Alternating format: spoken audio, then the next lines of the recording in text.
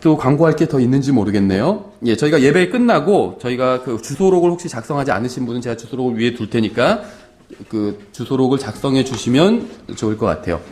예, 오늘 저희가 살펴볼 하나님의 말씀은 로마서 13장 10절입니다.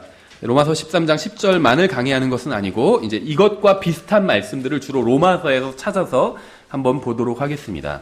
로마서 13장 10절. 로마서는 교리적으로 굉장히 중요한 책이죠. 그래서 저희도 성경 공부, 교회를 시작하고 성경 공부를 시작할 때 이제 로마서 강해부터 시작을 했습니다.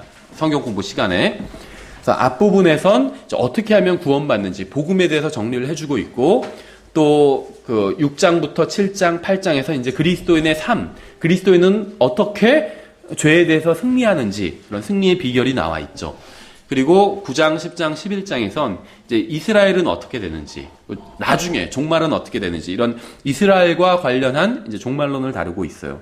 그 12장부터는 그리스도인, 구원받은 사람은 하나님 앞에서 어떻게 헌신해야 되는지, 어떻게 자신을 주님께 드려야 되는지에 대해서 말씀하고 있습니다. 그러면서 그 이후에는 다른 그리스도인과 어떻게 잘 지낼 수 있는지에 대해서 말씀하고 있어요. 예, 그래서 오늘 우리는 그리스도의 몸 안에서 형제 자매들 간에 어떻게 서로를 대하고 또 성경적인 관계를 맺어야 하는지에 대해서 주로 살펴보도록 하겠습니다. 그러니까 기본적으로는 교회 내에서 다른 형제들과 어떻게 지내야 되는지. 근데 뭐 꼭 교회 내에서뿐만이 아니라 교회 밖에서도 구원받은 다른 사람들과 어떻게 지내야 되는지, 또 구원받지 않은 사람이라도 이제 이 말씀을 준해서 또 우리가 적용할 수가 있겠죠.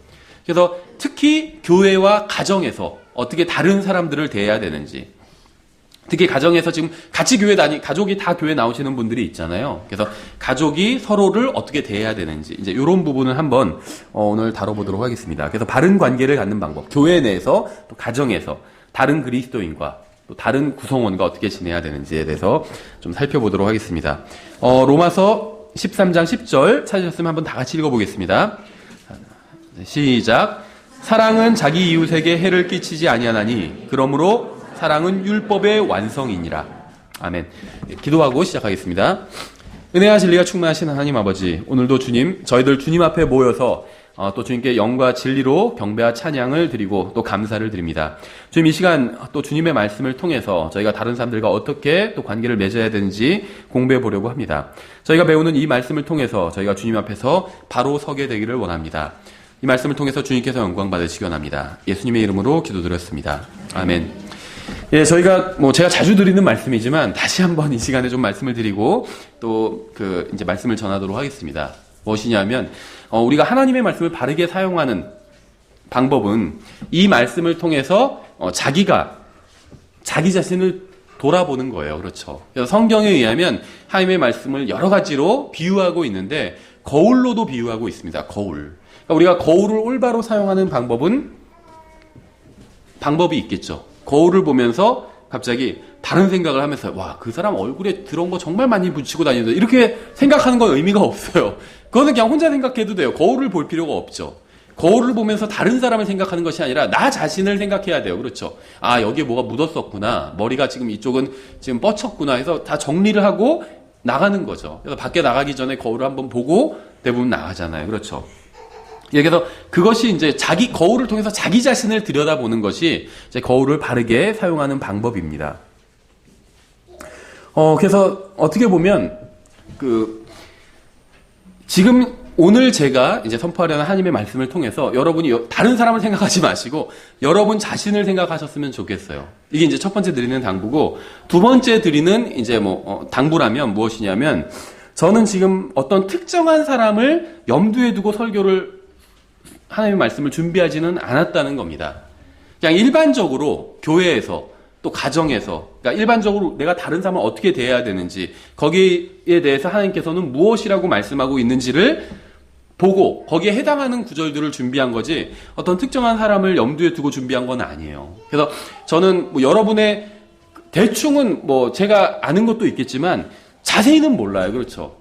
여러분의 어떤 사정과 또 어떤 과거의 어떤 경험과 경력과 무슨 일이 있었는지 어떤 개인의 역사 이런 걸 제가 자세히 모릅니다. 그래서 제가 여러분에 대해서 지금 여러분 개개인에 대해서 이야기를 하는 것은 아니라는 거예요. 이런 말씀을 드리는 건 이제 우리가 살펴볼 말씀을 통해서 여러 가지 이야기를 할 텐데 이제 여러 가지 이야기들이 나옵니다.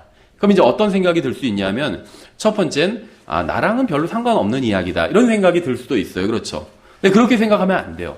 이게 나에 대한 말씀이다 하고 자기에게 적용하려고 생각을 해야 되고 두 번째는 또 그것과 반대로 이거 지금 내 얘기네?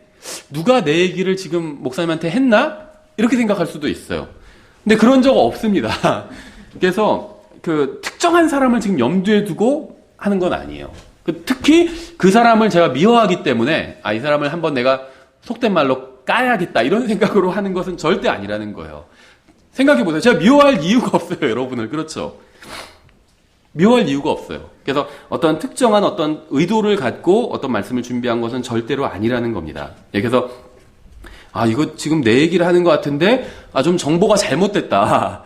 목사님이 나에 대해서 좀 잘못 알고 잘못 어떤 비판하는 설교를 하는 게 아닌가 이렇게 생각하시지 말라는 겁니다. 그래서 막 그걸 다시 저한테 막 정정해 주실 필요가 없어요. 저에 대해서 잘못 알고 그런 말씀을 하신 것 같은데 그게 아니고요. 이렇게 얘기하실 필요가 없어요. 저는 누구에 대해서 어떤 특정한 생각을 갖고 이 말씀을 준비한 게 아니기 때문에. 그래서 그냥 순수하게 하나님께서 이렇게 생각하셨으면 좋겠어요. 저 개인이 여러분에게 하는 말이 아니라 지금 하나님의 말씀을 전하는 거잖아요. 그래서 제가 잘못 적용한 게 아닌 이상은 이게 하나님의 말씀이라고 하나님께서 지금 나에게 이 말씀을 하신다고 이렇게 받아들이시면 좋을 것 같아요.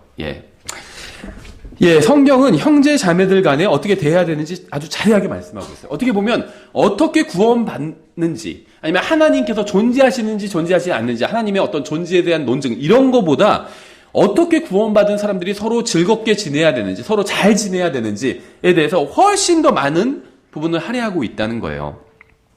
그래서 오늘 우리가 살펴볼 구절들은 대부분 아마 익숙하다고 생각하는 구절들일 겁니다. 그리고 성경을 읽을 때 별로 그렇게 크게 중요한 구절이라 생각하지 않은 구절들일 수도 있어요. 대부분 근데 잘 아는 구절들이요. 이런 구절 처음 들어본다. 이런 구절은 오늘 인용하는 구절들 중에서는 없습니다. 대부분 신약 성경이고 어려운 구절은 하나도 없어요.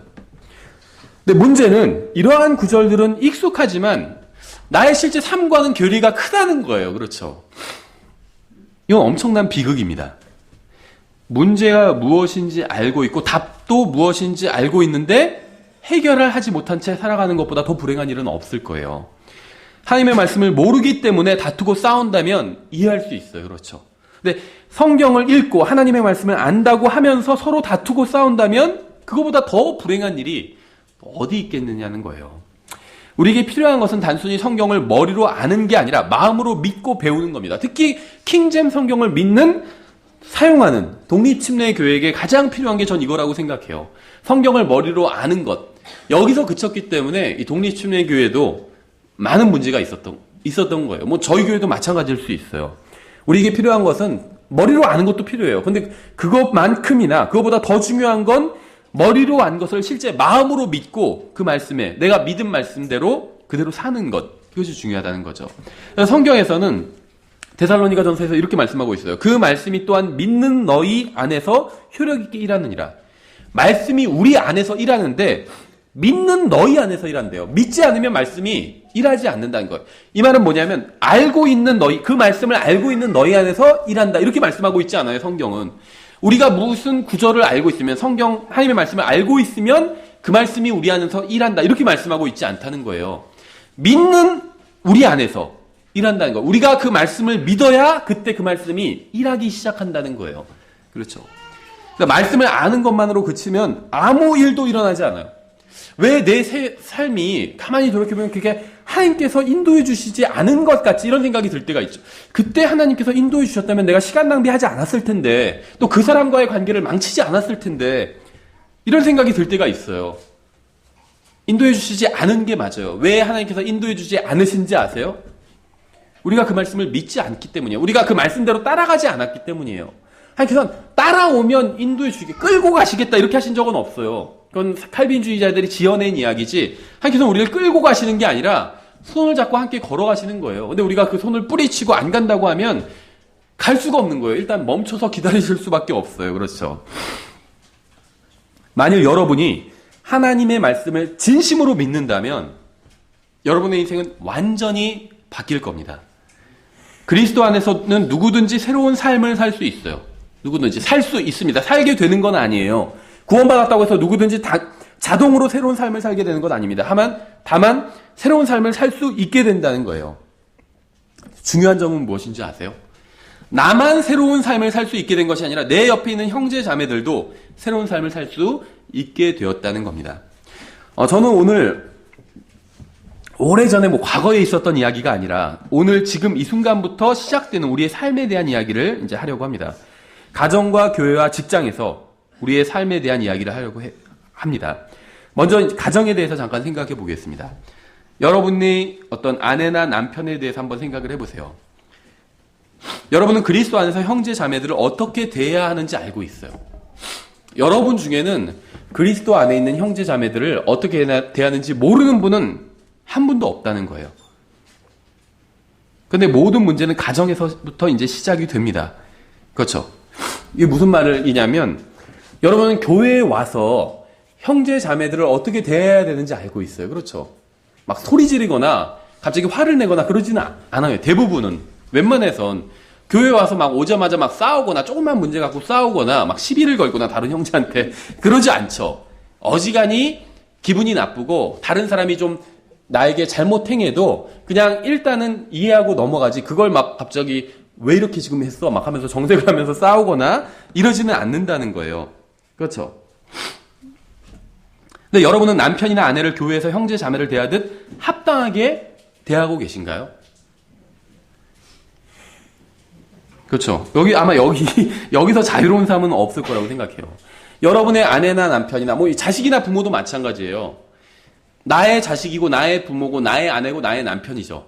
근데 그와 동시에 이 사람이 구원받았다면 하나님의 자녀예요. 그렇죠. 우리가 왜 교회에서 다른 사람 함부로 대하지 못하나요? 하나님의 자녀이기 때문에 그렇죠. 체면도 있겠지만 하나님의 자녀이기 때문에 우리가 어느 정도 존중하고 자매님, 형제님 이렇게 하고 존중할 수밖에 없어요. 그게 당연하고. 근데 가정에서는 그게 안 된다는 거예요. 여기에 가정의 대부분의 문제가 있다는 겁니다. 그러니까 우리는 가정에서보다 교회에서 더 친절하고 공손하고 예의 바르게 행동해요. 그렇죠? 저도 그래요, 저도. 한번 여러분이 행동하는 걸 보세요. 교회 와서는 대부분 나이스하게 행동합니다. 그렇죠? 어떤 분은 그랬다고 그래요. 저를 보고, 저 형제님은 화도 안 낼 형제님이다. 이렇게 얘기를 했다고 합니다. 자매가 그렇게 얘기를 하더라고요. 그래서 엄청 웃었어요, 저희가. 그렇죠? 그래서 그게 저는 어떤 면에서 감사해요. 옛날에는 어떤 형제님들이 무서워서 말도 못 걸었다고 하더라고요. 좀 젊을 때. 그러다가 저를 알고 나선 전혀 무서운 사람이 아니다. 이걸 알고는 또 이제 편해졌다고 하는데, 예. 화도 안 낸다. 이런 사람이 어디 있겠어요. 그렇죠. 근데 왜 그 사람이 그렇게 생각하게 되었을까요? 제가 아무래도 교회에서는 좀 더 사람들을 공손하게 가정에서보단, 평소보단 더 그렇게 대했기 때문에 그렇게 사람들이 오해를 하게 된 거겠죠. 그렇죠. 교회에서는 영적으로 행동하지만 가정에서는 정반대로 행동하는 경우가 너무 많아요. 이전에 있던 교회에서도요, 그런 문제 때문에 자매님이 상담하고 이런 경우들이 있어요. 저도 깜짝 놀랐어요. 교회에서 너무, 저보다 나이가 훨씬 많으신 분이에요. 연배가 훨씬 높고, 10년 이상, 15년 이상, 이렇게 나이가 더 많으신 분인데, 저한테 예를 들면 너무 공손하게 인사하시고, 그러시는 거예요. 그러니까 이제 제가 하나님 말씀을 가르친다는 이유로 너무 깍듯하게 대하시고, 처음에는, 저분은 굉장히 예의 바르신 그런 분이구나, 이렇게 생각을 했는데, 나중에 얘기를 들어보니까 집에서 다 물건 때려 부시고 그러신다는 거예요. 진짜로. 깜짝 놀랐어요, 그래서. 그렇죠. 이건 문제가 있는 거겠죠. 그렇죠. 제가 어떤 특정한 사람을 욕하는 게 아니라 이건 위선이에요. 그렇죠. 우리들, 여기에 계신 분 중에 위선을 행하지 않는 사람은 아무도 없어요. 가정에서 정도는 차이가 있겠지만, 물건을 때려 부수지는 않겠지만, 교회에서, 하나님 앞에서, 목사님 앞에서, 다른 성도들 앞에서 내가 얘기하는 것처럼 가정에선 그렇게 얘기를 안 한다는 거죠. 나의 아내에게, 나의 남편에게, 나의 자녀에게, 또 나의 부모님에게. 그렇죠? 만일 우리가 교회에서 다른 형제 자매들에게 말하고 행동하는 것처럼 목사에게 말하고 행동하는, 보통은 목사에게 되게 공손하게 얘기하잖아요. 자기보다 나이가 어려도 공손하게 얘기를 하죠.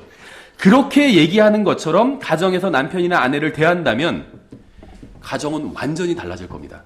혁명이 일어날 거예요. 혁명이. 그렇게 대하는 것처럼 서로가 대한다면 가정에서도. 그렇죠. 자매님들이 교회에서 목사를 존경하는 것만큼 남편을 존경한다면 기적이 일어날 거예요. 기적이. 정말. 여러분의 남편은 완전히 변화의 새 사람이 될 겁니다. 진짜. 형제님들도 마찬가지예요. 여러분이 목사에게 대하듯 아내에게 공손하게 대한다면 여러분의 아내와 가정은 완전히 변할 겁니다. 저는 오늘 여러분이 간절한 마음으로 설교를 들었으면 좋겠어요. 하나님, 다른 사람이 아닌 제 마음에 말씀해 주세요. 이런 자세로 들었으면 좋겠습니다. 오늘 제가 전하는 메시지를 듣고 다른 사람을 생각하지 않았으면 좋겠어요. 오늘 메시지 그 형제가 들었었는데 하필 이런 때 빠지냐 그 형제. 이렇게 생각 안 하셨으면 좋겠어요. 그 자매가 들었어야 되는데, 우리 남편이 들었어야 되는데, 우리 아내가 들었어야 되는데, 이렇게 생각하지 말고 하나님, 저에게 말씀해 주십시오. 제 마음을 움직여 주십시오. 제가 듣겠습니다. 라고 마음속으로 주님께 기도하시기 바랍니다. 하나님의 말씀을 가지고 다른 사람을 판단하고 정죄하는 데 사용하지 말고 자기 자신을 바르게 세우는 데 사용하셨으면 좋겠어요. 먼저 로마서 13장에 우리가 처음 읽은 구절에 이렇게 말씀하고 있죠. 사랑은 자기 이웃에게 해를 끼치지 아니하나니 그러므로 사랑은 율법의 완성이니라. 하나님께서는 성경을 통해서 자신의 법을 주셨죠. 하나님의 법은 선하고 좋은 것입니다. 하나님의 말씀에는 전혀 문제가 없어요. 그렇죠. 근데 문제는 우리가 하나님을 온전한 마음으로 살아가지 않는 데 있다는 거예요. 성경이 잘못된 게 아니라 하나님의 사랑이 우리의 마음을 온전하게 하도록 내어드리지, 주님의 말씀에 내어드리지 않았다는 겁니다. 다시 말하면 내가 주님의 말씀대로 살지 않았다는 거예요. 왜 교회에서 다른 형제 자매들을 제대로 대하지 못하는지 아세요? 사랑이 부족하기 때문이에요. 왜 가정에서 남편이나 아내나 부모나 자식이 서로를 제대로 대하지 못하는 줄 아세요? 사랑이 부족하기 때문입니다. 하나님께서 우리를 사랑하신 것처럼 서로 사랑한다면 우리는 하나님의 법을 완성한 것이라고 성경은 말씀하고 있어요. 네, 8절에서 13장 10절을 읽었는데 8절에서는 이렇게 말씀하고 있습니다. 서로 사랑하는 것 외에는 누구에게든지 어떤 것도 빚지지 말라. 다른 사람을 사랑하는 자는 율법을 성취하였느니라. 너는 간음하지 말라. 왜 간음을 할까요? 이 세상에선 간음을 사랑이라고 불러요. 근데 성경은 사랑이라고 부르지 않습니다. 오히려 성경은 간음을 사랑이 없음이라고 불러요. 남편과 남편에 대한, 아내에 대한 사랑이 없기 때문에 다른 사람과 간음하는 거예요. 그렇죠? 그러니까 간음은 사랑이 아니라 사랑이 없음인 겁니다. 오히려. 넌 살인하지 말라. 이렇게 말씀하죠. 왜 살인할까요? 사랑이 없기 때문이죠.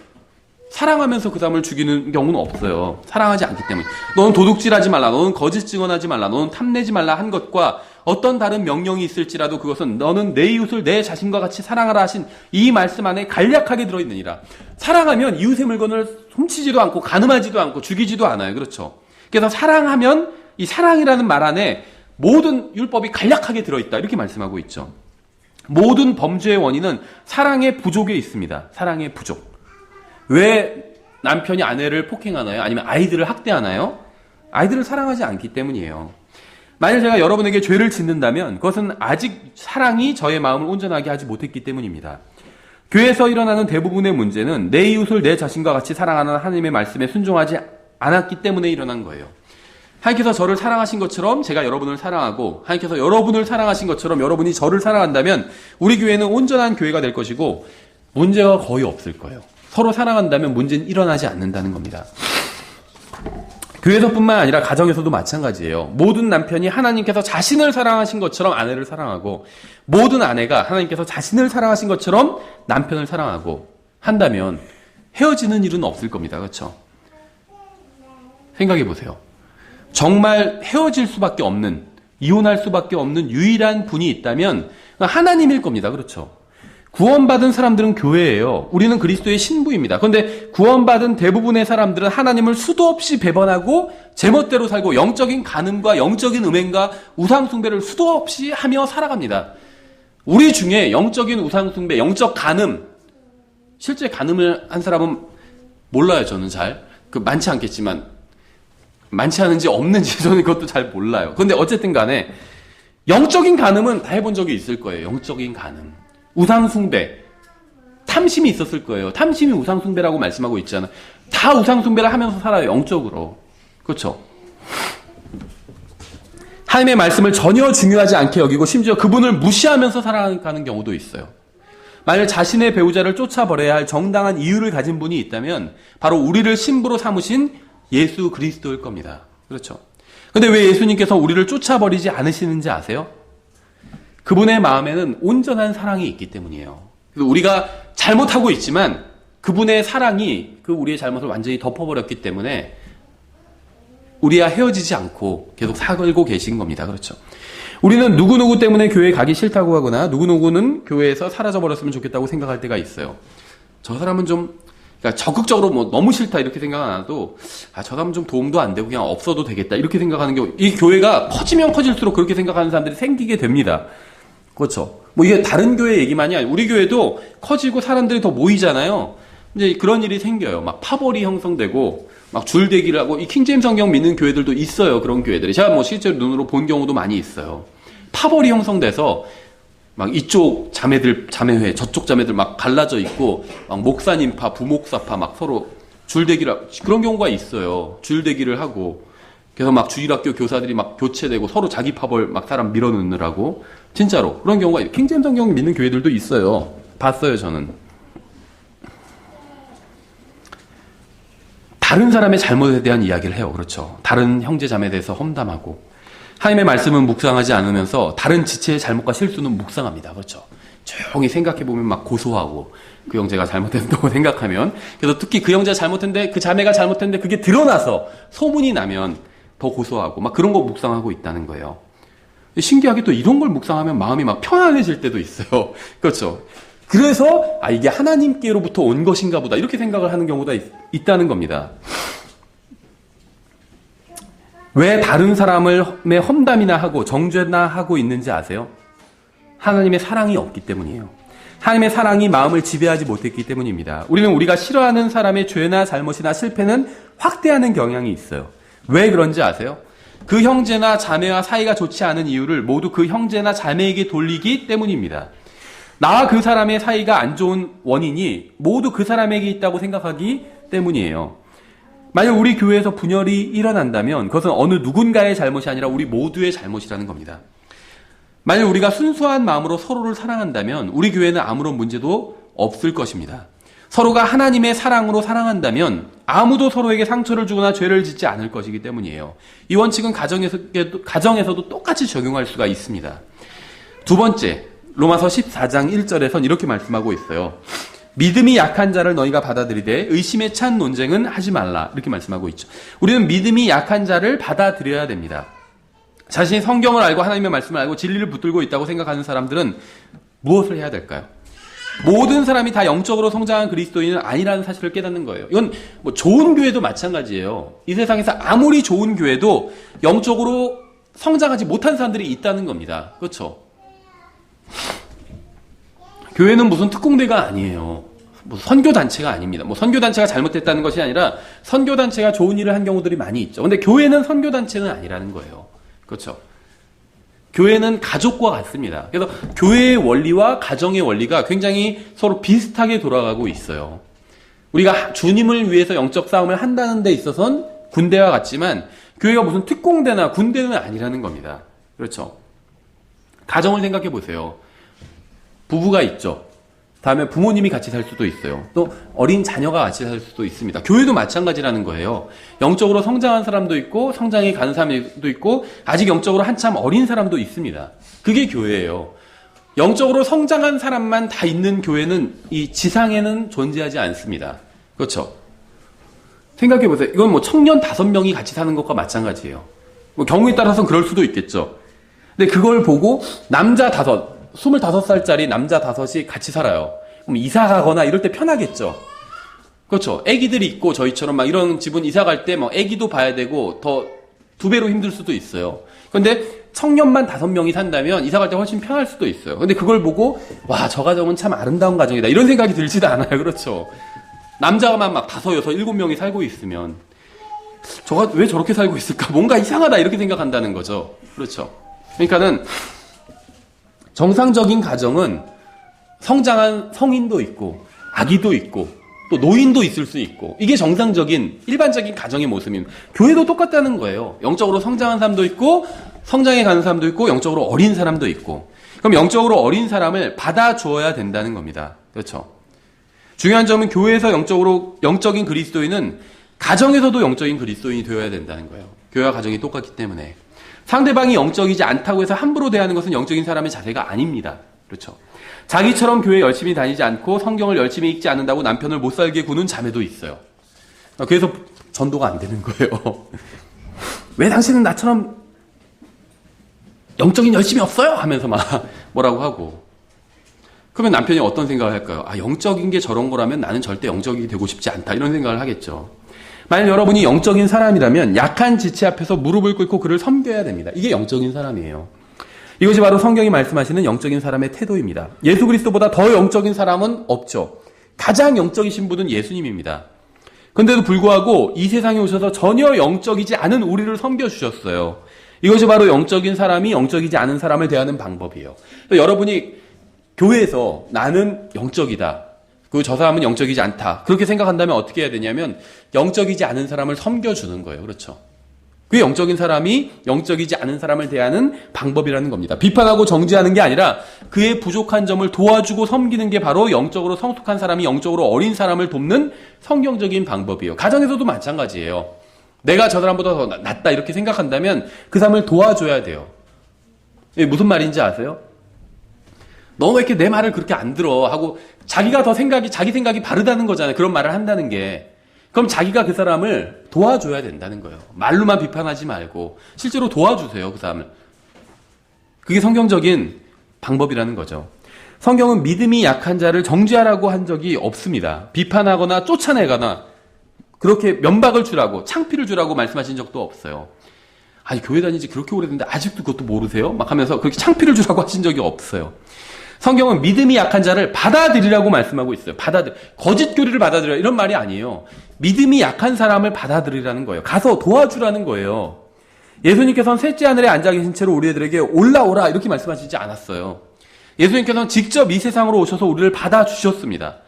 심지어는 우리가 공중으로 들림받을 때도 예수님께서 직접 또 오시잖아요. 셋째 하늘에서 우리가 있는 곳으로 오시잖아요.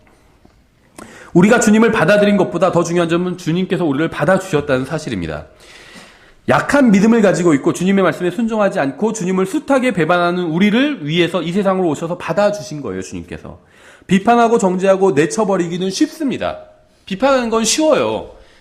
어떤 분들 참 안타까운 게 교회에서 비판만 하는 분이 있어요. 그렇죠. 정말 그 교회가 잘못되었다, 진리가 없다 하면 그 교회를 비판할 필요가 없어요. 그냥 떠나면 됩니다. 진리가 없고요. 잘못된 교회라면 그 교회를 떠나야 돼요. 근데 그런 게 아니라면 비판만 하는 거는 어느 상황에서도 도움이 안 된다는 겁니다. 그렇죠? 비판하는 건 굉장히 쉬워요. 어려운 일이 아니에요. 몰라서 비판하지 않는 게 아닙니다. 쉬워요. 그렇죠? 우리가 뭐 축구 경기를 볼 때도 그렇잖아요. 내가 하면 저거보다 훨씬 더 잘할 것 같죠? 그렇잖아요. 왜 이렇게 저렇게 못하고 왜 저기서 골을 못 넣고 비판하기는 쉽습니다. 가서 뛰라고 그러면 비교할 수가 없겠죠. 따라잡지도 못해요. 그 축구 선수들을. 믿음이 약한 사람을 받아들여야 됩니다. 주님께서는 주님께서 우리를 대하셨던 것처럼 다른 사람을 대하기를 원하십니다. 교회에서, 가정에서, 또 다른 곳에서도. 우리가 주님과 같아지기를 원하세요. 주님께서 나를 대하신 것처럼, 주님께서 나를 이렇게 대하셨으면 좋겠다라고 생각하는 것처럼 우리도 다른 사람을 대해야 되는데 특히 교회와 가정에서 그렇게 대해야 된다는 거죠. 영적으로 미숙하고 부족한 지체들을 받아들여야 됩니다. 잘못하고 실수하고 부족한 지체들을 받아들이세요. 거짓 교리를 받아들이는 게 아니에요. 거짓 교리는 받아들일 수가 없죠. 근데 잘못하고 실수하고 부족한 사람은 받아줄 수 있다는 거예요. 하나님께서 여러분을 받아주신 것처럼 그러한 사람들도 받아줘야 된다는 겁니다. 그러면 우리 교회의 대부분의 문제들은 사라질 것이고 가정도 마찬가지예요. 대부분의 문제가 사라질 겁니다. 가정의 문제가. 세 번째, 로마서 14장 13절에서는 이렇게 말씀하고 있어요. 그런즉 우리가 다시는 서로를 판단하지 말고 판단을 해야 될까요? 판단하지 말아야 될까요? 판단을 해야 돼요. 그런데 서로를 판단하지는 말래요. 서로는 판단하지 말래요. 서로를 판단하지 말고 도리어 이것 즉 아무도 자기 형제의 길에 걸림돌이나 넘어질 기회를 두지 않을 것을 판단할지라. 그러니까 판단은 해야 되는데 서로는 판단하지 말고 혹시 저 형제 앞에 내가 걸림돌을 두진 않았나? 아니면 우리 교회에서 어떤 게 저 형제에게 걸림이 되진 않을까? 그런 거는 판단을 하라는 겁니다. 성경은 우리가 무엇을 판단하지 말고 무엇을 판단해야 하는지 명확하게 말씀하고 있어요. 성경은 서로 판단하지 말라고 말씀하고 있습니다. 문제를 찾아내는 것 자체는 잘못된 게 아니지만 오직 문제만을 찾아내는 것은 그건 잘못된 거죠. 대단히 잘못된 겁니다. 문제가 무엇인지 보고 다른 형제가 그것으로 인해서 넘어지지 않도록 그것을 어떻게 제거할 수 있는지 그것을 판단해야 돼요. 아, 저건 정말 문제야. 저 형제는 정말 문제야. 저 자매는 정말 문제야. 이런 얘기 누구나 할 수 있어요. 그렇죠. 누구나 할 수 있어요. 문제 찾아내라 그러면 누구나 다 쉽게 찾아냅니다. 하지만 형제가 넘어지지 않도록 걸림돌을 치워주는 것은 아무나 할 수 있는 게 아니에요. 아, 저 형제가 저거 너무 좀 힘들어하는데 내가 저걸 대신 해줘야겠다. 교회에서, 가정에서 우리 아내가 힘들어하는데, 우리 남편이 힘들어하는데, 우리 어머니가, 우리 자녀가 이걸 힘들어하니까 내가 이건 대신 해줘야겠다. 내가 저 장애물을 치워줘야지. 이렇게 하는 건 쉬운 일은 아니라는 거죠. 왜 저것도 못해? 왜 남편이 저것도 못해? 왜 아내가 저것도 못해? 왜 엄마는 저것도 못해? 왜 너는 이것도 못하니?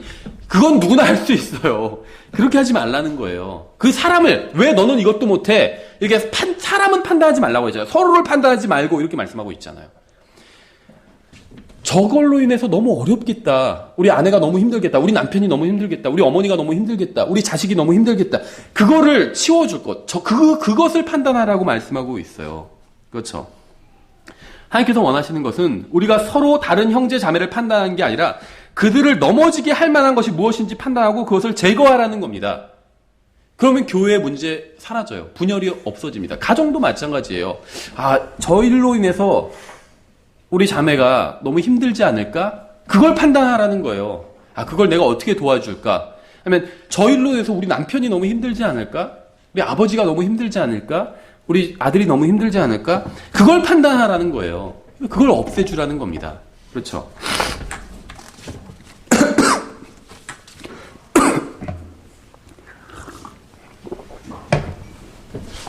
다른 형제의 길에 걸림돌을 두지 마십시오. 장애물을 두지 마세요. 짐을 지우지 마세요. 너는 왜 이것도 못하냐 하고 따지지 말라는 거예요. 아, 당신은 남편이 그것도 못해요? 이것뿐이 못해와요? 이것뿐이 못 벌어와요? 이렇게 따지지 말라는 거예요. 당신의 아내가 지금 이게 뭐야? 이것뿐이 못해? 집안은 왜 이래? 자기가 치우면 되지. 그러면 그렇죠. 도와주라는 거예요. 도와주고 장애물을 치워주라는 거예요. 그렇죠. 우리는 자신이 영적이라고 생각하면서도 다른 형제의 길을 막는 걸림돌을 치워주기는커녕 그저 바라만 보고 있거나 심지어 바라만 보고 있는 게 괜찮을 수 있어요. 함정을 파놓고 어떻게 되나 지켜보는 경우도 있어요. 그래, 내가 한번 너 어떻게 하나 지켜보자 하면서 딱 걸리면 바로 튀어나오죠. 내가 뭘 했어 하면서 딱 튀어나오죠. 너 그것도 못하니? 하면서. 그렇죠. 당신은 그것도 못해요? 하면서. 이건 전혀 영적인 게 아닙니다. 예수님께서 단 한 번이라도 우리 앞에 아니면 사람들 앞에서 함정을 파놓고 기다리신 적이 있으신가요? 오히려 반대였죠. 바리새인들이 함정 파놓고 예수님이 걸리나 안 걸리나 시험해보자 이러고 있었죠. 예수님은 한 번도 그러신 적이 없어요. 우리 짐을 나눠주시고 부족하면 주셨잖아요. 그렇죠. 생각해보세요. 설교를 들으러 왔는데 다 식사 준비를 안 해왔어요. 예수님께서 뭐라고 하셨어요? 아니, 내가 지금 하나님 말씀 전해주면 되지 지금 너희들 밥까지 챙겨줘야 되니? 이렇게 얘기 안 하셨어요. 그렇죠. 배불리 먹게 해주셨다는 거예요. 그렇지 않나요? 내가 지금 너희 밥 차려줘야 되니? 예수님께서 그러지 않으셨다는 거예요. 아니, 자매님들 밥을 다 싸우지 않고 뭐 했어요, 자매님들? 이러지 않으셨다는 거예요, 예수님께서. 그렇죠. 다른 지체를 돕지 않는 사람은 영적인 사람이 아닙니다. 교회에서도 그러고 가정에서도 그래요. 다른 지체를 돕지 않는 사람은 그것이 내 아내건 남편이건 부모건 자식이건 형제건 자매건 다른 사람을 돕지 않는 사람은 전혀 영적인 사람이 아니에요. 성경엔 영적인 사람은 항상 다른 사람을 도왔어요. 어떠한 물질적이든 아니면 내가 가서 뭘 도와주든 항상 다른 사람을 도왔습니다. 약한 지체 앞에 있는 걸림돌을 치워주지 않는 것은 영적인 게 아닙니다. 사탄은 우리가 신앙의 경주를 하지 못하게 하려고 수많은 장애물을 가져다 놓고 있어요. 근데 우리도 다른 형제들 앞으로 장애물을 가져다 놓는 경우도 있습니다. 아, 이건 좀 저 형제가 해야지. 일을 밀어버린다는 거예요. 교회에서도 그렇고 가정에서도 그렇고. 다른 지체 앞에 있는 걸림돌을 바라만 보고 있거나 지적만 하는 것은 마귀를 대적해서 영적 전쟁을 하는 것이 아닙니다. 그렇죠. 아, 형제는 좀 이것 좀 하고 형제 저것 좀 하고 막 시키기만 해요. 교회나 가정이나. 그거는 영적 전쟁을 하는 게 아니라는 거예요. 걸림돌을 치워주는 거예요. 내가 질 수 있으면 내가 대신 져주는, 서로 그런 마음을 가지고 있다면 그 교회가 얼마나 아름답고 그 가정이 얼마나 아름답겠어요. 그렇죠. 다른 형제 자매의 앞길을 막는 걸림돌이나 앞에 걸림돌이 혹시 있지 않나 판단하고 그것을 제거해 주려고 도와줘야 돼요. 교회나 가정이나 마찬가지예요. 문제는 다른 형제 자매의 앞을 막는 걸림돌을 제거해 주기는커녕 우리 자신이 걸림돌이 될 때도 있다는 거예요. 다른 형제 자매를 함부로 판단하지 말고 그의 앞에 있는 걸림돌을 어떻게 하면 제거할 수 있는지 이것을 판단하셔야 됩니다. 네 번째, 로마서 15장 1절에서 이렇게 말씀하고 있죠. 그런즉 우리 강한 자들은 마땅히 약한 자들의 연약함을 담당하고 우리 자신을 기쁘게 하지 말아야 하리라. 이거 정말 놀라운 말씀입니다. 자신이 강한 사람이라고 또 신앙생활을 제대로 하고 있다고 생각한다면 이 말씀은 정말 잘 기억해야 돼요. 또 실천해야 됩니다. 여러분 누구를 기쁘게 하기를 원하시나요? 우리는 하나님을 기쁘시게 해야 합니다. 그 다음엔 다른 사람을 기쁘게 해야 돼요. 자신을 기쁘게 하려는 것은 성경적 기독교가 아닙니다. 그것은 자기 자신을 섬기는 우상 숭배에 지나지 않아요. 하나님도 둘째고 다른 사람은 뭐 염두에 없고 오직 나만을 기쁘게 해야 된다. 이건 우상 숭배라는 거예요. 교회도 그런 기준으로 선정하면 안 돼요. 그렇죠?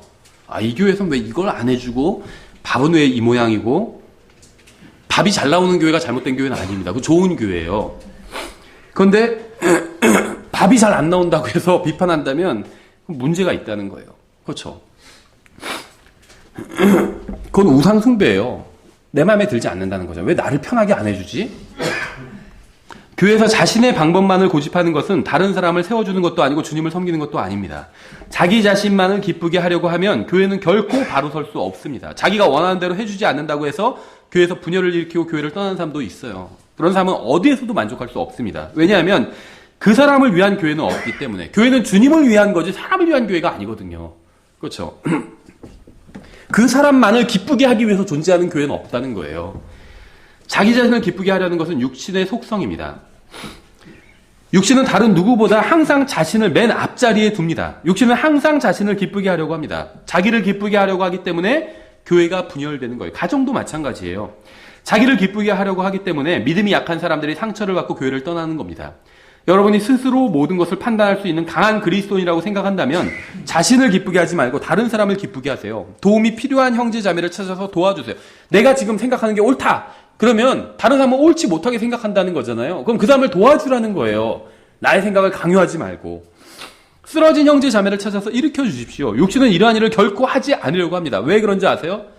다른 형제 자매를 도와주고 쓰러진 사람을 일으켜 주는 것은 육신이 원하는 것이 아니기 때문에. 육신이 원하는 것은 비판하는 거예요.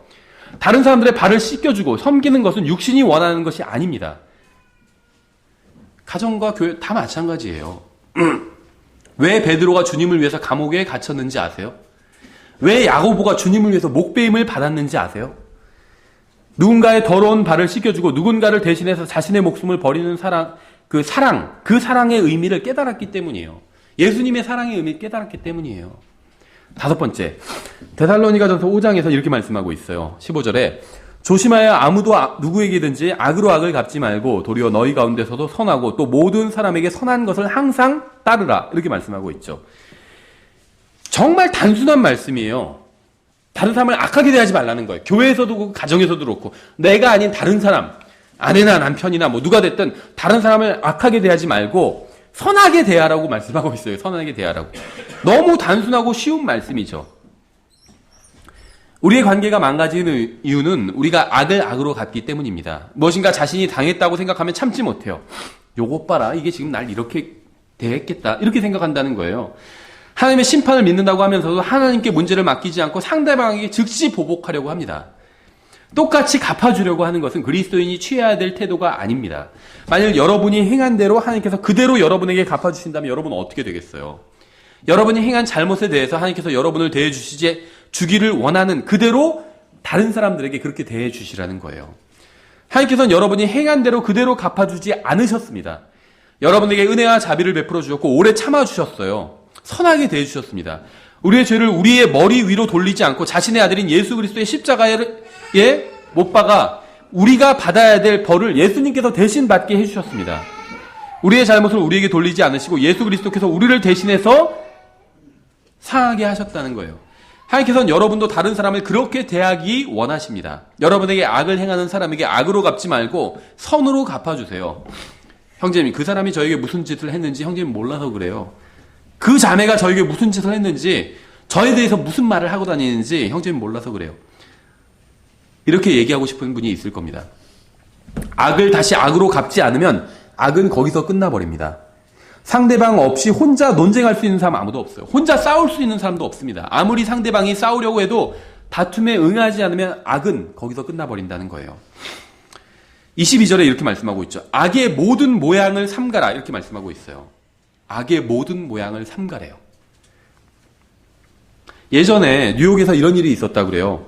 그 장난감 기관총인데 실제 기관총이랑 거의 비슷하게 생긴 거예요. 그래서 장난감 총으로 무장한 사람이 장난감 총을 가지고 길거리를 걷고 있었는데 경찰에 의해서 사살이 됐다고 그래요. 죽임을 당한 거예요. 기관총으로 무장한 강도가 있다는 신고를 받고 경찰이 출동했는데 마침 실제 기관총 같은 총을 가지고 친구를 놀래켜 주려고 가고 있었던 사람이 있었는데 경찰이 오인해서 그 사람을 사살한 거예요. 강도로 오인해서. 그 다음은 아무런 잘못도 한 적이 없어요. 그렇죠. 실제 총을 가지고 있지도 않았어요. 장난감 총을 가지고 있었어요. 친구에게 장난치려고. 진짜 총처럼 생긴 장난감 총을 가지고 길을 걸어가고 있었습니다. 전혀 죄를 지은 게 아니라 아무것도 잘못한 것도 없었어요.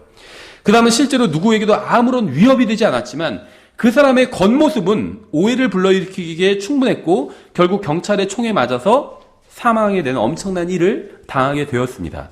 이 사람은 경찰의 실수로 죽었어요. 근데 이 사람이 죽은 이유는 이 사람이 강도였기 때문이 아니라 강도처럼 보였기 때문입니다. 그렇죠. 비록 옳다 할지라도 잘못된 것처럼 보인다면 그것으로 인해서 관계가 파괴되고 형제자매들이 상처를 입고 간증을 잃어버릴 수도 있다는 겁니다. 그 자체로는 잘못된 게 아니지만 잘못된 것처럼 보이는 일이 굉장히 많이 있어요. 그렇지 않나요? 뭐 극단적인 예를 들면 저는 보드카라고 써있는 병에 물을 넣어서 갖고 다니면서 마시지는 않을 겁니다. 그렇죠? 소주잔에 물을 따라 마시는 건 잘못된 게 아니죠. 제가 예를 들면 사무실에 소주잔을 하나 다 갖다 놔요. 거기에 물을 살짝 따라 마셔요. 그건 잘못된 게 아니에요. 그렇죠? 근데 그걸 누가 보면은 뭐라고 생각할까요? 술 마시는구나, 소주 마시고 있구나 이렇게 생각하겠죠. 그러니까 우리는 간증을 위해서 악만 피하는 것, 잘못, 죄 그것만 피하는 것으로 만족해서는 안 됩니다. 악의 모든 모양조차 피해야 돼요. 여러분이 어떻게 보느냐보다 더 중요한 것은 여러분의 교회 지체들이 어떻게 보느냐가 더 중요합니다. 무엇을 하느냐 못지않게 그것이 어떻게 보이느냐 역시 중요하다는 겁니다.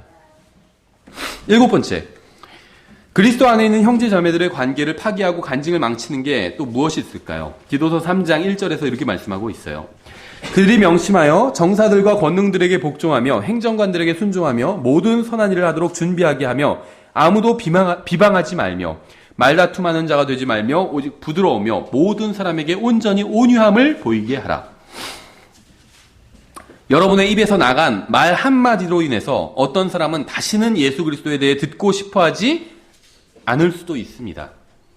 여러분이 어떤 정치인을 비평하거나 험담하는 것을 듣고 그 사람을 지지하는 누군가는 여러분이 하는 모든 말을 거부할 수도 있다는 거예요. 그러니까 여러분의 비평은 정당한 것일 수도 있지만 여러분은 그리스도인으로서의 간증을 완전히 잃어버릴 수도 있다는 겁니다. 저는 이게 굉장히 중요하다고 생각해요.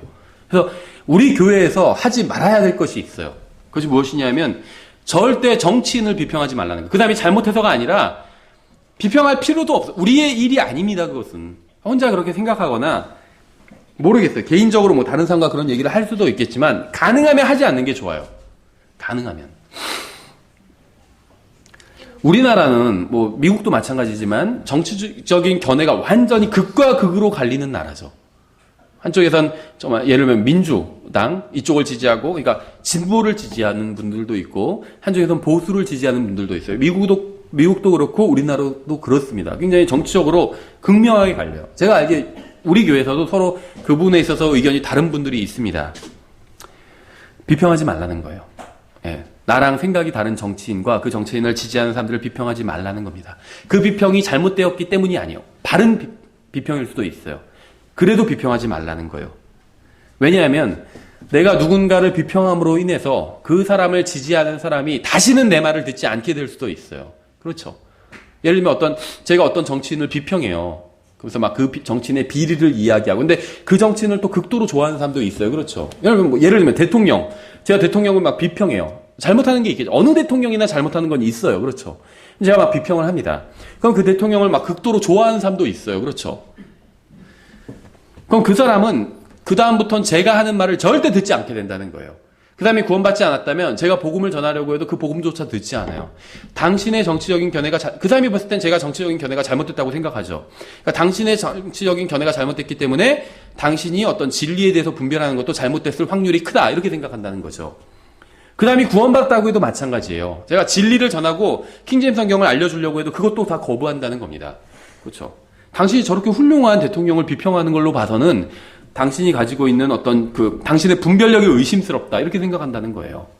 전 정말 너무 안타까운 게 인터넷, SNS에서, 페이스북 같은 데서 같은 교회 다니면서도 서로 정치적인 문제는 완전 극심하게 대립해서 싸우는 분들을 봤어요. 한쪽은 대통령을 막 비평하고 있고 한쪽은 막 극단적으로 옹호하고 있어요. 이분은 막 완전 무결한 분이다 막 이렇게까지 얘기하고 있어요. 그래서 이분의 이름만 들으면 너무 뿌듯하고 막 그분이 예를 들면 대통령이 막 한복 입고 있는 사진 올리면서 너무 아름답지 않은가 막 이러면서 찬양하고 있더라고요.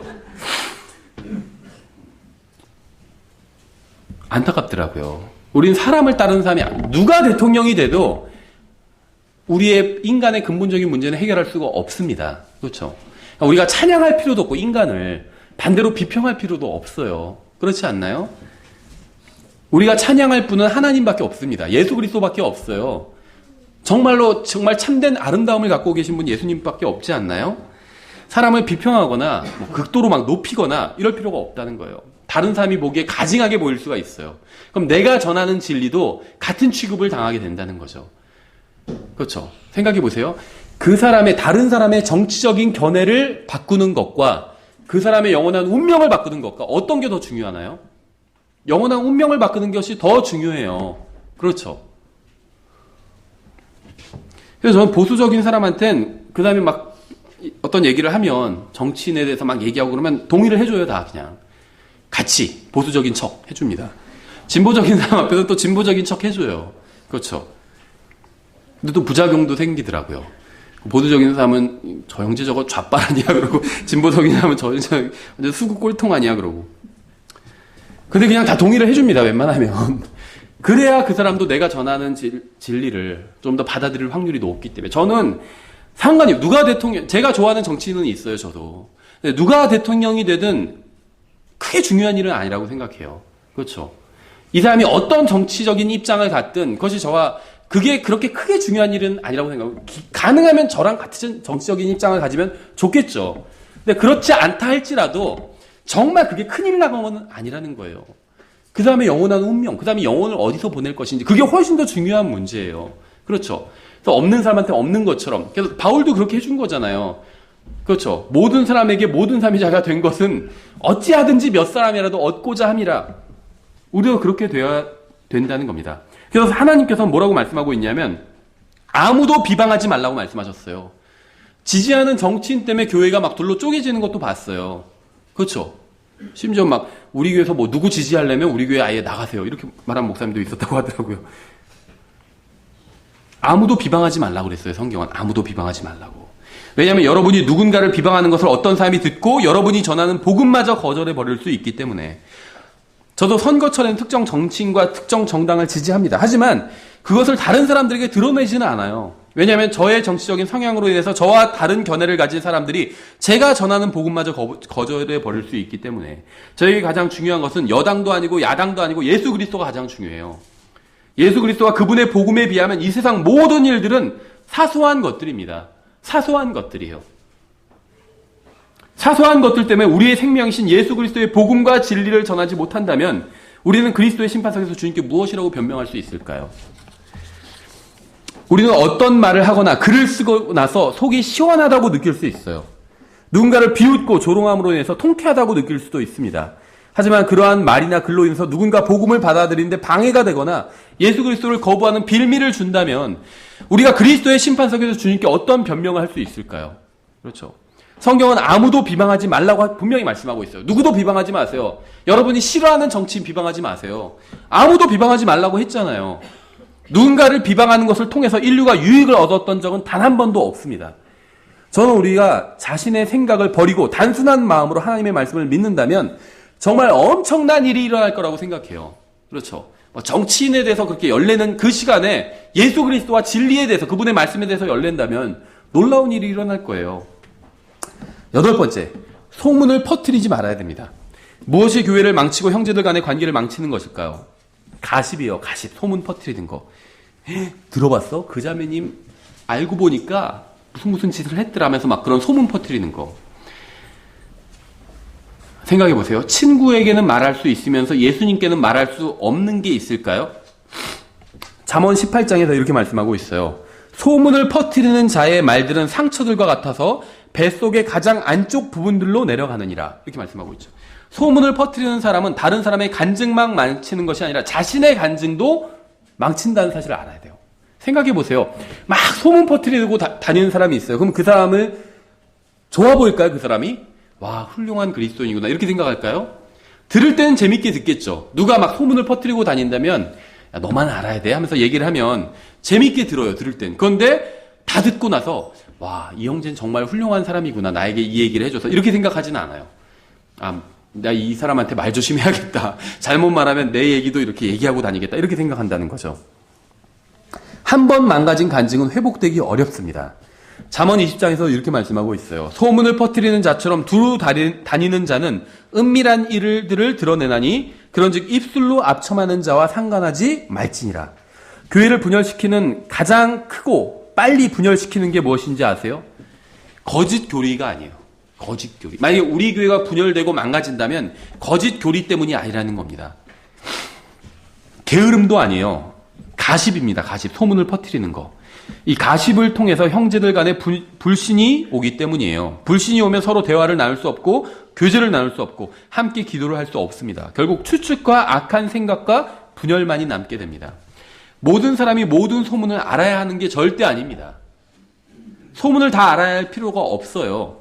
어떤 사람들은 너무 약해서 다른 사람을 용서하지 못하거나 잊지 못하거나 쉽게 상처를 받기도 합니다. 다른 사람들에게 상처를 주는 소문을 퍼뜨리는 자가 되지 마십시오. 누군가 여러분에게 소문을 퍼뜨리려고 하면 단호하게 거절하세요.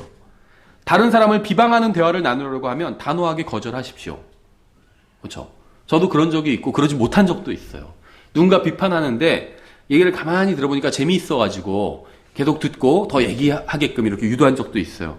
반대로 실제로 그런 적이 있었어요. 누군가 비판하려고 하는데 가만히 보니까 그 비판이 정당한 비판이 아니에요. 그 잘못된 소문이 그 비판을 하면서 막 소문을 내고 다니더라고요. 그래서 제가 그 형제님한테 그랬어요. 지금 그 비판하고 있는 그 대상, 이 A라는 사람이라면 비판을 하고 그 사람에 대해서 욕을 하길래 제가 그 사람한테 그 A라는 사람은 저의 친구입니다. 제가 그렇게 얘기했어요. 그래서 거기서 딱 입이 멈추더라고요. 그렇죠. 그렇게 얘기를 하세요, 여러분도. 그런 얘기가 더 듣고 싶지 않아요. 이렇게 얘기하세요. 누구에 대해서 안 좋은 얘기를 할 때. 특히 같은 교회 내에 있는데 혹시 그 자매님 그런 짓 하고 다니는 거 아셨어요? 그러면은 그렇게 딱 얘기를 하세요. 그렇죠. 예수님께서 듣고자 하지 않으시는 것은 여러분도 듣고자 하지 마십시오. 단호하게 거절해야 돼요. 누군가 다른 사람에 대해서 나쁜 이야기를 하려고 하면 당사자가 있는 곳에서 이야기를 하자고 하세요. 그게 정말 만약에 교회 내에서 이상한 짓을 하고 막 사기치고 다니고 간음을 하고 다닌다. 당사자가 있는 곳에서 이야기를 하자고 하세요. 그래서 그게 사실이라면 그럼 교회에서 징계를 해야 돼요. 간음하고 다니고 막 사기치고 다니고 그런 교회에서 징계해야 됩니다. 회개하지 않으면 내쫓아 버려야 돼요. 그런 사람이 교회에서 어떤 공식적인 일을 하고 있으면 못하게 해야 됩니다. 회개를 했다 할지라도 한동안은 못하게 해야 돼요. 그렇지 그 얘기를 뒤로 막 하고 다니지는 말라는 거예요. 뒤로 하고 다니지 말라는 거예요. 왜 소문을 퍼뜨리면 안 되는지 아세요? 잠언 26장에서 이렇게 말씀하고 있어요. 나무가 없는 곳에서는 불이 꺼지는 것 같이 소문을 퍼뜨리는 자가 없는 곳에서는 다툼이 그치느니라. 소문을 퍼뜨리면 반대로 다툼이 일어난대요. 근데 소문을 퍼뜨리는 자가 없으면 다툼이 사라진대요. 소문을 퍼뜨리는 게 잘못된 일인 것만큼 소문을 듣는 것도 잘못된 일입니다. 소문을 들어주지 않으면 소문은 거기서 멈추게 되기 때문이에요. 계속해서 22절에 뭐라고 말씀하고 있냐면 소문을 퍼뜨리는 자의 말들은 상처들과 같아서 뱃속의 가장 안쪽 부분들로 내려가느니라. 이건 잠언 18장 8절에도 나온 말씀이죠. 이 말씀은 굉장히 중요하기 때문에 똑같은 동일한 말씀을 두 번이나 기록하고 있는 거예요. 이런 경우가 있어요. 동일한 말이 두 번 기록된 경우가 있어요. 왜냐하면 굉장히 중요하기 때문에. 인간의 마음을 꿰뚫어 버리는 것은 두 가지입니다. 하나는 하나님의 말씀이고 다른 하나는 소문을 퍼뜨리는 자의 말이에요. 뱃속 깊이 들어간다고 했잖아요. 그렇죠. 성경 보면 하나님의 말씀을 우리가 먹어서 소화시켜야 된다고 말씀하고 있어요. 뱃속 깊숙이 하나님의 말씀이 들어가야 된대요. 근데 소문을 퍼뜨리면 하나님의 말씀이 아닌 그런 소문이 다른 사람에 대한 안 좋은 것들, 그런 생각이 뱃속 깊숙이 들어가 있는 거예요. 생각해 보세요. 내 뱃속 깊숙이 무엇인가 들어가야 이것으로 인해서 내가 영양분을 받을 수 있잖아요. 그럼 나의 뱃속 깊숙이 들어가야 될 것은 하나님의 말씀이에요. 그래야지 나의 위와 장에서 영양분을 다 흡수할 수가 있는 거예요. 그렇죠? 근데 그게 아니라 내가 소문을 퍼뜨리고 다니면 다른 사람 뱃속 깊숙이 하나님의 말씀이 들어가서 그 사람이 거기서 양분을 빨아먹어야 되는데 그 소문이, 내가 퍼뜨린 그 소문이 그 사람 안에 들어가 있게 되는 거예요. 그럼 그 사람이 다시 막 내가 퍼뜨린 그 소문에 대해서 생각하겠죠. 그 자매 그런지 몰랐는데 그런 짓을 하고 다녔. 그걸 생각하면 그 다음에 영적으로 성장할 수가 있을까요? 성장 못하게 되는 거예요. 좋은 음식을 먹어야 되는데 하나님의 말씀을 먹고 그걸 지금 소화시키고 있어야 되는데 쓸데없는 사람 욕, 다른 사람 욕, 험담, 허물 이런 게 들어가 있으면 절대 영적으로 성장하지 못하게 된다는 거예요. 그렇죠? 심지어 뭐 유튜브에서 보면 다른 사람 욕하는 설교만 하는 분도 있더라고요. 또 사람 이름 얘기하면서 그 사람은 왜 가짜인가 뭐 이런 설교하고 있고, 그런 설교 듣고 누가 성장할 수 있을까요? 하나님의 말씀을 듣고 그걸 양분을 거기서 빨아먹어야지 성장할 수 있지. 다른 사람 잘못됐다는 거 아무리 깊숙이 묵상해도 절대 성장할 수가 없다는 거예요. 그래서 다른 사람 잘못됐다는 얘기 하고 다닐 필요가 없다는 겁니다. 9번째, 자기만 의롭다고 생각하지 말아야 됩니다. 가정을 가장 빠른 속도로 망치는 것이 무엇인지 아세요? 이것은 아이들을 가장 빨리 낙심시키고 망쳐버리는 것이고 동시에 교회를 가장 빠른 속도로 무너뜨려 버리는 것이기도 합니다. 비판하는 영이에요. 비판하는 영. 그렇죠. 소문을 내는 것과는 좀 다르죠. 그 사람 자체를 비판하는 거예요. 누군가와 원수가 되고 싶다면 그 사람이 하는 모든 것을 비판하면 됩니다. 누군가 싸우고 싶다면 그 사람이 하는 모든 것을 비판하면 돼요. 아이들이 여러분을 미워하고 무시하고 여러분의 권위로부터 빠져나가게 만들려면 아이가 하는 것을 모든 다 비판하면 됩니다. 생각해 보세요. 여러분이 하는 모든 일을 다 비판하는 사람이 있다면 그 사람과 여러분 얘기하고 싶으시겠어요? 같이 하고 싶으시겠어요? 그러지 않겠죠. 아이들이 엇나가는 경우가 있는데 계속 부모가 비판만 하기 때문에 넌 왜 이것도 못하니? 옆집에는 무슨 요번에도 1등 했다는데 넌 왜 공부를 그렇게 안 하니? 그럼 뭐라고 할까요? 그렇죠. 옆집 아저씨는 돈을 엄청 많이 벌어오는데 왜 우리 집은 이래요? 이렇게 얘기하겠죠. 듣기 싫어요. 그런 비판. 남인과 비교하지 마세요. 비판하지 마세요. 아이라 할지라도 훈계하는 것과 비판은 달라요. 그렇죠. 아이가 마땅히 가야 될 길을 알려주세요. 비판하지 말라는 거예요. 다른 사람과 비교해서. 그렇죠. 그 사람이 제대로 한 일에 대해서는 절대 언급하지 않고 그가 실패한 것과 부족한 부분만 계속 언급하면서 비판하면 결국 관계는 완전히 망가지게 됩니다. 부모 자식 간, 남편과 아내의 관계 다 망가져버리게, 성도와 성도의 관계도 망가져버리게 된다는 거예요. 이사야서 65장에서 이렇게 말씀하고 있어요. 이르기를 너 스스로 서 있고 내게 가까이 오지 말라. 나는 너보다 거룩하니라 하나니 이러한 자들은 내 코의 연기요 하루 종일 타오르는 불이로다. 자신이 다른 형제들보다 더 영적이고 경건하고 신실하고 거룩하다고 생각하는 사람들이 있습니다. 다른 사람들을 비판하는 게 자신의 임무라고 생각하는 사람들이 있어요. 전 성경을 아무리 뒤져봐도 성령의 열매 중에서 비판의 열매는 찾아보지 못했습니다. 비판이 그리스도의 몸을 세워준다는 말도 본 적이 없어요. 그리스도의 몸을 세우기 위해서 하나님께서 누군가에게 비판의 은사를 주셨다. 이것도 본 적이 없습니다. 비판하지 마세요. 성도들 간에 비판하지 말고,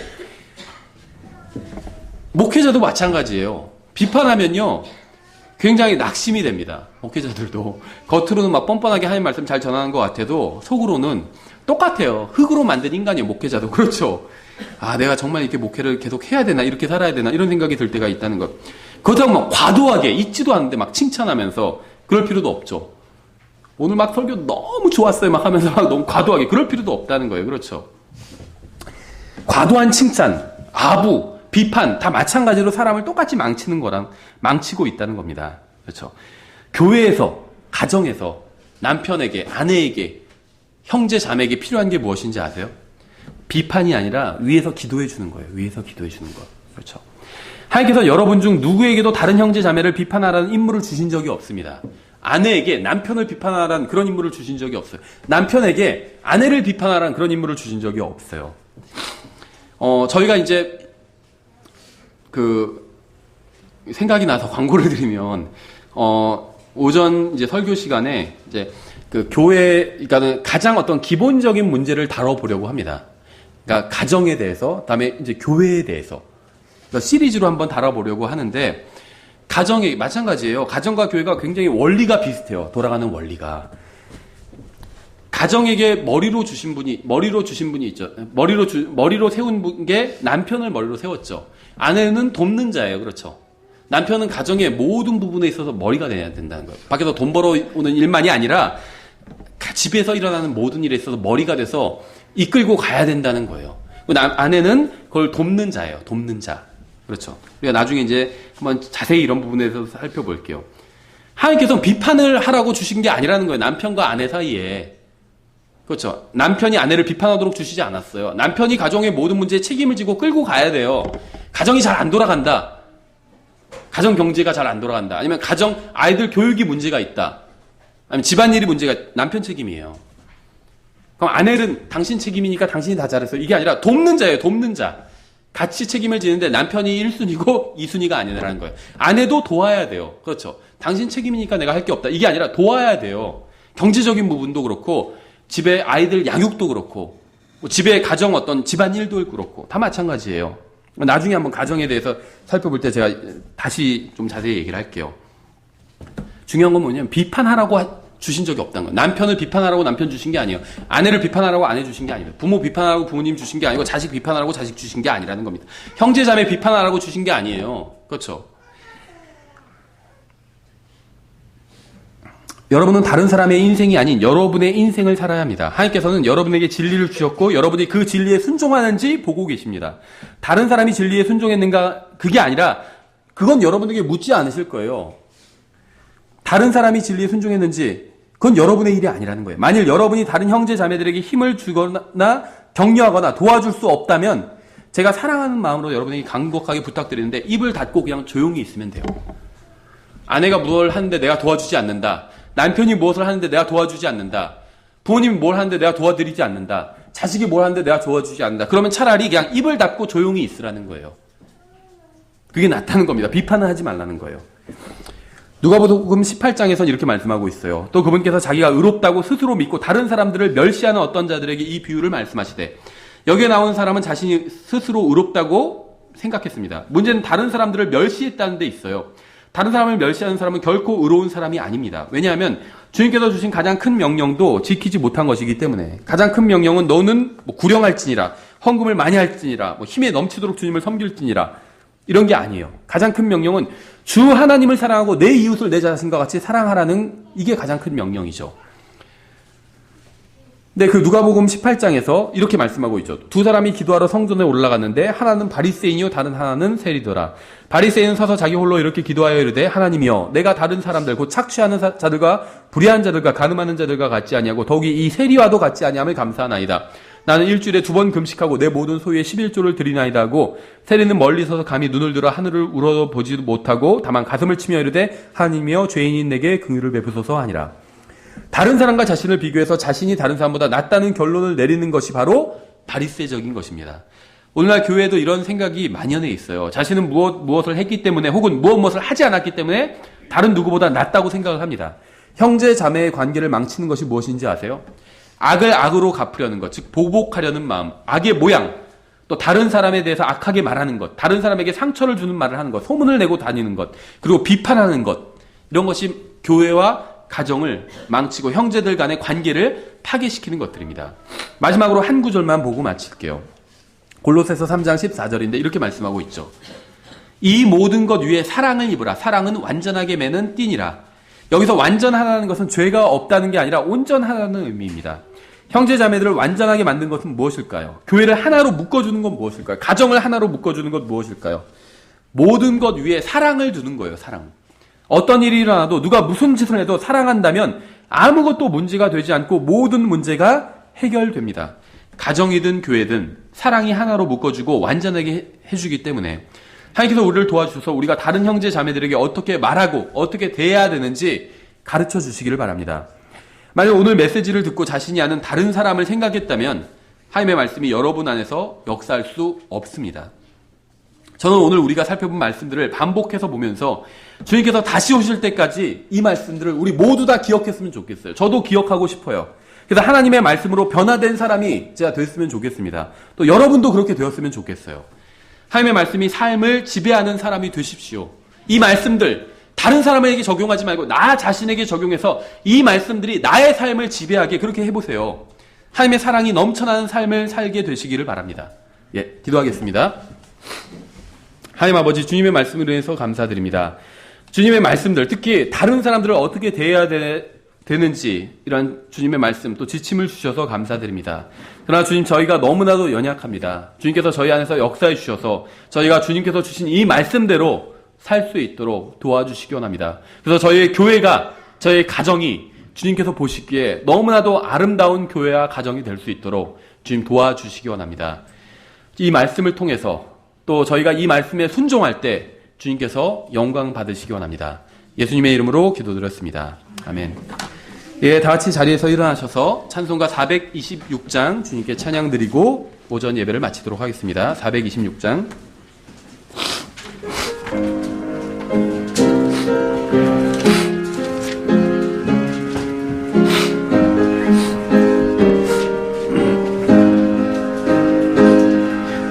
장미꽃 위에